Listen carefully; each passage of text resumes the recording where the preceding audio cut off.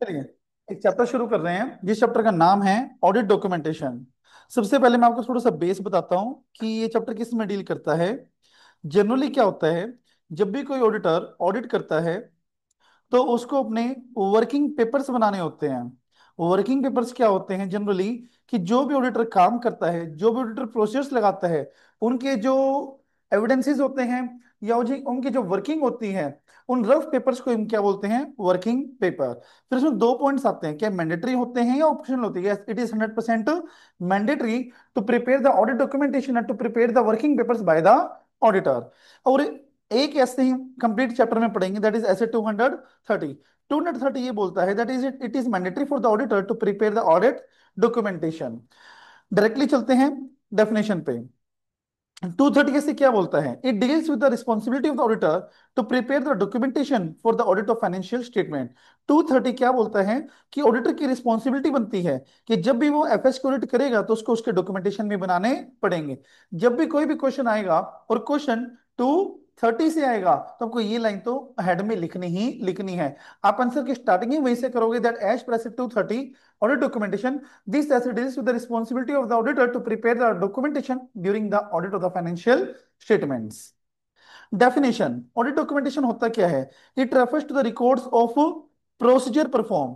जो प्रोसीजर उसने परफॉर्म किए हैं उनका एक रिकॉर्ड होता है, जो एविडेंसेस लिए हैं उनका एक रिकॉर्ड होता है, और जो कंक्लूजन उसने रीच किए हैं उनका भी एक रिकॉर्ड होता है। उसी को हम क्या बोलते हैं, ऑडिट डॉक्यूमेंटेशन। फिर बताइए एक बार, ऑडिट डॉक्यूमेंटेशन किन चीजों का रिकॉर्ड होता है? देयर आर थ्री, तीन चीजों का रिकॉर्ड होता है ये। पहला हमारा जो प्रोसीजर हमने परफॉर्म किए हैं, सेकंड जो रिजल्ट मेरे पास आए हैं, और जो कंक्लूजन मैंने ड्रॉ किए हैं, इन तीनों का सम हम करेंगे, उसी को हम बोलते हैं ऑडिट डॉक्यूमेंटेशन। अब ऑडिटर के ऑब्जेक्टिव क्या है? ऑडिटर के ऑब्जेक्टिव दो हैं। सबसे पहला एविडेंसेस, दो ऑब्जेक्टिव ऑडिटर के एज पर से 230, कि ऐसे डॉक्यूमेंटेशन उसको प्रिपेयर करने जो कि उसको प्रोवाइड करे sufficient and appropriate record and evidence that audit has been planned and performed in accordance with the essay। मतलब 230 बोलता है कि ऑडिटर को ना डॉक्यूमेंटेशन बनाने हैं। क्यों डॉक्यूमेंटेशन बनाने हैं? ताकि अगर फ्यूचर में उसके ऊपर कोई चार्ज ऑफ नेग्लिजेंस आए, लापरवाही का केस लगे, तो वो उन रिकॉर्ड को प्रोड्यूस करके बता सके कि मैंने अपना काम एज पर एस के अकॉर्डिंग किया था, और उसके ऊपर चार्ज ऑफ नेग्लिजेंस ना आ सके। अब ऑडिट डॉक्यूमेंटेशन के पर्पजेस क्या है? आप इसको पर्पजेस कह लो या फिर बेनिफिट्स कह लो, एक ही बात है। बेनिफिट्स है सबसे पहला, assisting the team to plan and perform the audit. Team को प्लान करने में और परफॉर्म करने में हेल्प करता है। डायरेक्ट एंड सुपरवाइज, जैसे अब मैं आपको डॉक्यूमेंटेशन दूंगा कि आपको ये काम करना है, ये काम नहीं करना है आपको, तो हमको सुपरवाइज भी कर पाऊंगा कि आर्यन कितना काम हो गया, कितना काम अभी नहीं हुआ है। अकाउंटेबल, अब अगर डॉक्यूमेंटेशन रहेंगे तो मुझे पता रहेगा कि इस पर्सन ने क्या काम किया है। अगर डॉक्यूमेंटेशन नहीं होगा तो अकाउंटेबिलिटी फिक्स ही नहीं होगी। फिर retaining of record. Retaining of record क्या होता है? मतलब अगर मान लो रैकरिंग ऑडिट है और पिछले 5 साल से मैं ऑडिट कर रहा हूं, और अगर पिछले साल के डॉक्यूमेंटेशन मैंने बनाए हैं तो इस साल मुझे वो हेल्प करेंगे। मींस डॉक्यूमेंटेशन का रिकॉर्ड रखना फ्यूचर ऑडिट में हेल्पफुल होता है। और कभी भी किसी फर्म के ऊपर या तो कोई एक्सटर्नल इंस्पेक्शन आ गई या कोई क्वालिटी कंट्रोल रिव्यू आ गया, तो उसको प्रूव करने में भी ये हेल्प करेगा। जैसे एक्सटर्नल इंस्पेक्शन होती है सेंट्रल गवर्नमेंट की, क्वालिटी कंट्रोल रिव्यू होती है हमारी आईसीएआई की। तो अगर कोई भी रिव्यू होता है तो वहां पर डॉक्यूमेंटेशन प्रूव करने में हेल्प करता है कि मैंने डॉक्यूमेंटेशन बिल्कुल सही तरीके से बनाए थे। ओके, उसके बाद रिपीट करते हैं, एक बार रुक जाइए। रिपीट बता कैसे करेंगे? सबसे पहला, फ्यूचर ऑडिट के लिए एक एविडेंस होगा, कल को और क्वालिटी इंस्पेक्शन हो सके या एक्सटर्नल इंस्पेक्शन हो सके, उनमें हेल्प करेगा।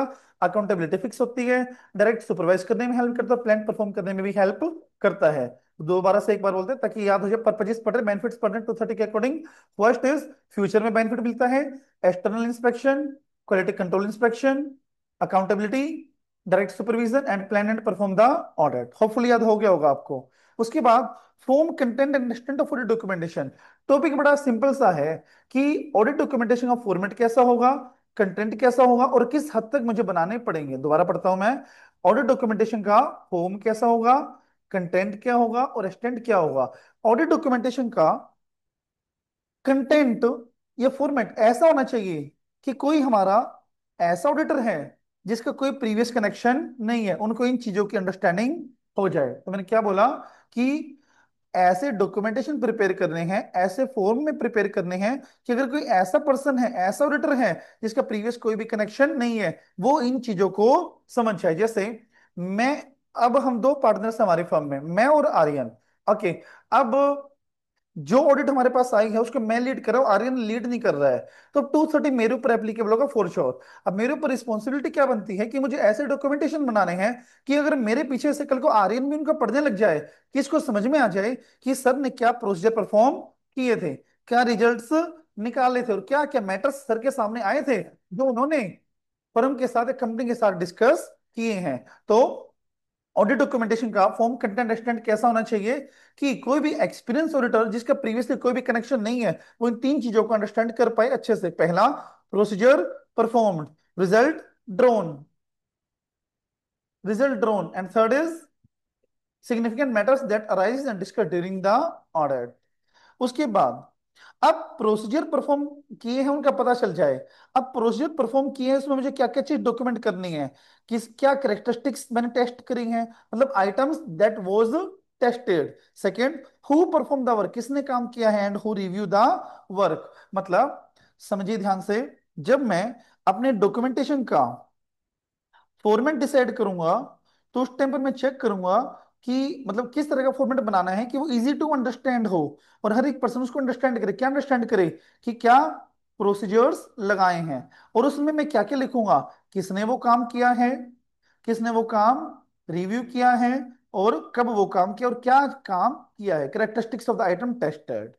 ओके। फिर उसके बाद था सिग्निफिकेंट मैटर्स में क्या हम डिस्कस करेंगे, क्या डॉक्यूमेंट करेंगे। इसमें वो मैटर्स आते हैं जो मैंने डिस्कस किए हैं, और इसके अंदर ये भी चीजें आएंगी कि किसके साथ मैंने वो डिस्कस करी हैं, और क्यों, कब, मतलब क्यों डिस्कस करी हैं, कब डिस्कस करी हैं, किसके साथ डिस्कस करी है। तीनों मैटर्स मुझे इसके अंदर डालने पड़ेंगे। और फिर अगर ऑडिटर को लगता है कि कुछ इंफॉर्मेशन इनकंसिस्टेंट है विद रिस्पेक्ट टू कंक्लूजन, तो किस तरह से उन्होंने वो इनकंसिस्टेंसीज को सॉर्ट आउट किया है। मतलब जब मैं ओपिनियन देने वाला था, तो उस टाइम पे मुझे लगा कि मेरे और मेरे पार्टनर के ओपिनियंस मैच नहीं हो रहे हैं, तो हमने अपने ओपिनियन को किस तरह से मैच किया, किस तरह से हमको रिजोल्व किया, वो मुझे डॉक्यूमेंट करना पड़ेगा। तो दोबारा से पढ़ते हैं एक बार।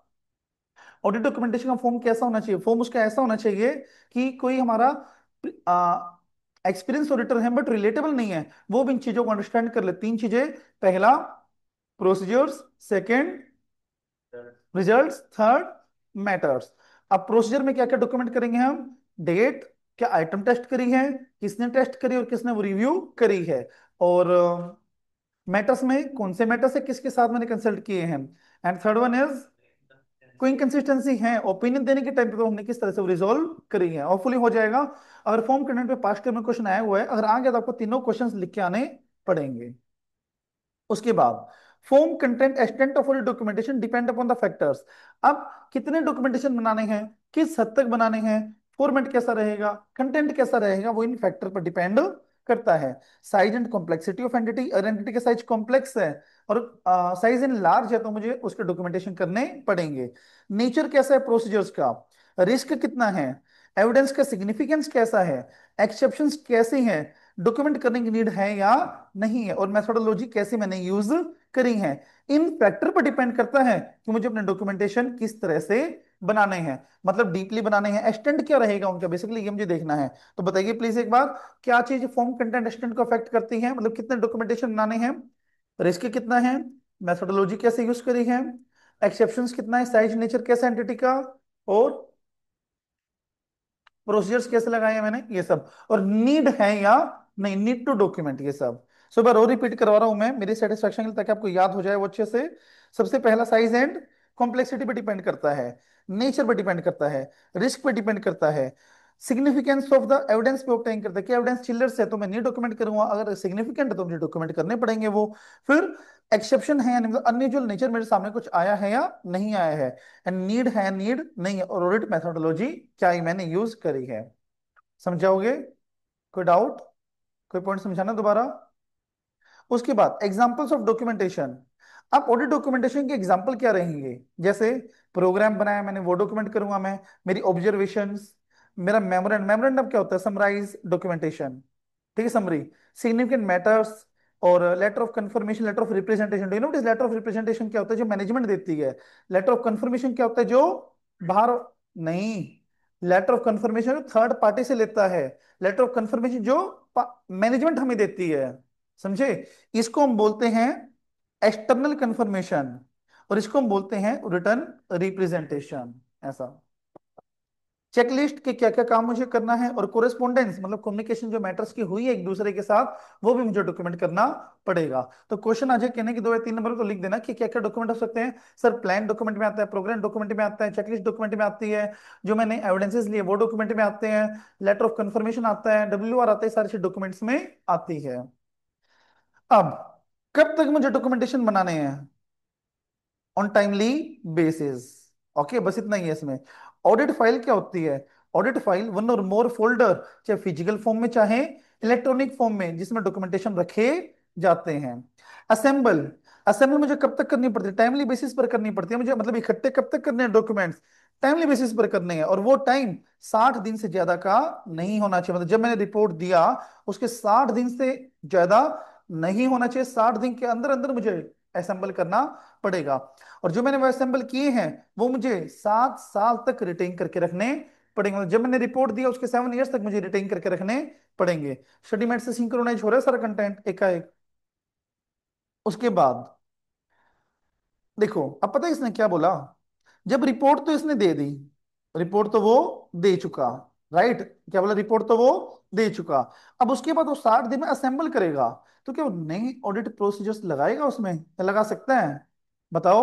बिल्कुल भी नहीं लगा सकता। क्यों? क्योंकि ऑडिट तो हो चुकी है, प्रोसीजर तो वो लगा चुका है, अब तो सिर्फ असेंबल करना उनको। तो कोई भी नया ऑडिट प्रोसीजर नहीं लगाना, बट ये सारे काम वो कर सकता है। जैसे डिलीट और डिस्कार्ड सुपरसीडेड डॉक्यूमेंट, तो कोई डुप्लीकेसी वाला डॉक्यूमेंट है जो बार बार आ रहा है तो उसको क्या कर दूं? डिलीट कर दूं। क्रॉस रेफरेंसिंग क्या होता है? क्रॉस रेफरेंसिंग होता है, जैसे मान लो हमारे पास 10 डॉक्यूमेंट्स है, पेज नंबर 1 और पेज नंबर 10 आपस में लिंक है, तो मैं उनको क्रॉस रेफरेंस कर सकता हूं। पेज नंबर 1 पे लिख दूंगा refer page number 10, page number 10 पे लिख दूंगा refer page number 1। Signing off, checklist मैंने बनाया था कि आर्यन ये काम हो जाना चाहिए, तो वो काम हो गया, तो आर्यन से मैं क्या ले लूं? साइन ऑफ करा लूं कि आपका काम पूरा हो गया है। और जो मैटर्स मैंने डिस्कस किए थे वो भी मुझे अब डॉक्यूमेंट करने पड़ेंगे। जैसे ड्यूरिंग द ऑडिट मैंने मेरे पार्टनर के साथ कोई डिस्कशन किया था, अब ऑडिट तो हो गई, अब कल को भी तो पता होना चाहिए ना कि क्या मैटर डिस्कस हुए थे, तो उसके लिए मैं वो डॉक्यूमेंट कर सकता हूँ। ओके जी। और अगर एक बार असेंबल हो गई फाइल, तो उसके बाद मुझे 7 साल से पहले उसको डिलीट या डिस्कार्ड नहीं करना है। जो करना कब तक करना है? 60 दिन के अंदर अंदर। अब सुनिए ध्यान से, मैंने आपको बताया कि सिग्निफिकेंट मैटर्स डिस्कस करते हैं हम, ठीक है, और डॉक्यूमेंट भी करते हैं नहीं करते हैं? अब क्या क्या चीज डॉक्यूमेंट करेंगे हम सिग्निफिकेंट मैटर्स की? मतलब जो जो सिग्निफिकेंट मैटर्स अराइज हुए थे उनको मैं डिस्कस किया, और डिस्कस करने के बाद क्या क्या चीज डॉक्यूमेंट करूंगा उसके एग्जांपल बताओ। सबसे पहला, matters that give risk to significant risk, ऐसे मैटर जो रिस्क को बढ़ावा दे रहे हैं, तो मैंने वो डिस्कस किए होंगे या तो मैनेजमेंट के साथ या फिर अपने टीम मेंबर के साथ, तो वो मुझे डॉक्यूमेंट करना पड़ेगा। ऐसे रिजल्ट आए हैं मेरे पास जिससे मुझे इंडिकेशन हो रहा है कि एफएस मिस स्टेटेड है, या फिर मुझे प्रीवियस असेसमेंट रिवाइज करने की नीड है, मतलब जो पहले किया था ना वो मुझे रिवाइज करना पड़ेगा दोबारा से, या फिर मेरी एफएस मेटीरियली मिस स्टेटेड है, तो वो भी मुझे डॉक्यूमेंट करना पड़ेगा। ऐसे इंसिडेंट्स, ऐसे रिजल्ट्स भी मुझे डॉक्यूमेंट करने पड़ेंगे। सर्कमस्टांसेस मेरे सामने आए हैं जिससे मैं अपने प्रोसीजर्स अप्लाई नहीं कर पा रहा। सर जैसे मैनेजमेंट एविडेंसेस ही नहीं दे रही, मैनेजमेंट रिस्ट्रिक्शन लगा रही कि ये नहीं कर सकते वो नहीं कर सकते, डेटा अवेलेबल नहीं है, ये अननेसेसरी डिले कर रहे हैं डेटा देने के लिए, तो मैं प्रोसीजर नहीं लगा पा रहा, तो ऐसे सर्कमस्टांसेस को मुझे डॉक्यूमेंट करना पड़ेगा। और ऐसी कुछ फाइंडिंग्स आई हैं जिससे मुझे लगता है कि मुझे ईओएम या ओएम पैराग्राफ डालना पड़ेगा या मॉडिफिकेशन ऑफ ओपिनियन देना पड़ेगा, वो मैटर्स से मुझे डॉक्यूमेंट करने पड़ेंगे। तो बताओ एक बार, क्या क्या मैटर्स ऐसे हैं जो मुझे डॉक्यूमेंट करने पड़ेंगे? कोई 5 चीजें बताओ। पहला, ऐसे मैटर्स, वेरी गुड, जो रिस्क बढ़ाता है। ऐसे रिजल्ट जिससे 2 चीजें पता चल रही हैं, या तो मुझे पुराने वाली असेसमेंट क्या करनी पड़ेगी, वेरी गुड, रिवाइज करनी पड़ेगी, या फिर तो वेरी गुड, हमारे एफएस मेटीरियली मिसस्टेटेड हैं। ऐसी कोई इंडिकेशन है जिससे लग रहा है कि या तो मुझे ओपिनियन मॉडिफाई करना पड़ेगा या फिर मुझे ईओएम पैराग्राफ डालना पड़ेगा, या फिर ऐसे कुछ सर्कमस्टांसेस मेरे सामने आए हैं जिससे कि मुझे लग रहा है कि मैं प्रोसीजर नहीं लगा पाऊंगा। Very good. एग्जाम्पल बताए थे मैंने, एग्जाम्पल लिखना हो तो आप लिख सकते हो वो चीज यहाँ पे। ओके जी, मैच हो गए सारे। उसके बाद अब सुनो, ये तो ना हमारे बुकिश बातें हो गई। बाकी क्या काम करना है, कितना काम करना है, किस फॉर्मेट में करना है, अल्टीमेटली कौन डिसाइड करेगा? वो ऑडिटर ही डिसाइड करेगी, depend upon the professional judgement of auditor. और ये सारे मैटर्स सब्सिक्वेंट ऑडिट में काम आएंगे। बस अब आता है हमारा ऑडिटर। जैसे यहाँ पर पता है क्या बोला कि फॉर्म कंटेंट एक्सटेंट ना प्रोफेशनल जजमेंट पे डिपेंड करता है। मतलब ऑडिटर ने ऑडिट करते टाइम कुछ जजमेंट भी लगाई होगी, यस और नो? तो डोंट यू थिंक जजमेंट को भी डॉक्यूमेंट करना पड़ेगा? मतलब वो जजमेंट लगा के आज तो मैंने ओपिनियन दे दिया, बट कल को अगर मैं उसको रिव्यू करने लग जाऊं, क्या साल भर पहले की बात मुझे याद रहेगी? नहीं याद रहेगी। तो जो मैंने सूझबूझ लगाई, जो मैंने रेशनल लगाया डिसीजंस लेने के टाइम पे, तो वो भी मुझे डॉक्यूमेंट करना पड़ेगा। जैसे एग्जाम्पल सुनो, सुनो क्वेश्चन क्या आएगा? Example of examples of significant judgements that need to be documented. मतलब कौन से ऐसे सिग्निफिकेंट जजमेंट्स है प्रोफेशनल जो मुझे डॉक्यूमेंट करनी पड़ेंगी? पहला, दोबारा बताऊं, rationally for the auditor conclusion. जो ऑडिटर ने कंक्लूजन दिया, ओपिनियन दिया, उसके पीछे उसका रेशनली क्या था, समझदारी क्या थी? Basis for the auditor conclusion, reasonableness of area. अगर ऑडिटर ये बोलता है कि ये पर्टिकुलर एरिया रीजनेबल है, मतलब वैलिड है, तो उसके पीछे उसका क्या बेसिस था? And third, conclusion about the authenticity of the document. अगर ऑडिटर कह रहे हैं कि ये पर्टिकुलर चीज बिल्कुल ऑथेंटिक है, ये पर्टिकुलर एरिया बिल्कुल ऑथेंटिक है, तो उसके पीछे उसका क्या रीजन है? हो जाएगा। तो रिवाइज कर ले पूरा, सामने देखो एक बार। बात आ रही है डॉक्यूमेंटेशन के एग्जाम्पल की। कौन सा? एक तो मैटर्स जो सिग्निफिकेंट है, और दूसरा जजमेंट। ऐसे कौन से मैटर्स बताओ जो डॉक्यूमेंट करने पड़ेंगे? पहला आप बताओगे,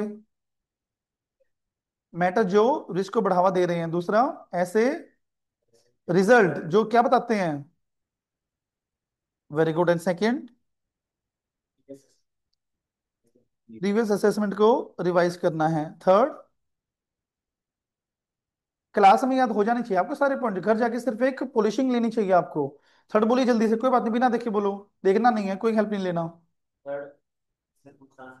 डिफिकल्टी, डिफिकल्टी हो गया। And fourth one is, result ऐसे मिले हैं जिससे उसको लग रहा है कि या तो उसको ईएम डालना पड़ेगा या उसको मॉडिफिकेशन डालना पड़ेगा। बस अब कौन से जजमेंट्स के एग्जांपल बताओ? मतलब तीन जजमेंट के वो डॉक्यूमेंट करेगा। पहला, अगर उसे कंक्लूजन दिया है तो उसके पीछे का बेसिस पे वो क्या करेगा? डॉक्यूमेंट। अगर उसे किसी एरिया को रीजनेबल बोला है तो उसके पीछे क्या लॉजिक है वो भी डॉक्यूमेंट करेगा। या फिर उसने किसी डॉक्यूमेंट को ऑथेंटिक बोला है तो उसके पीछे क्या लॉजिक है वो भी डॉक्यूमेंट करेगा। होपफुल याद हो गए होंगे आपको। कंप्लीशन मेमोरेंडम इसके ऊपर क्वेश्चन आया था अभी मई 25 में, पता है आपको?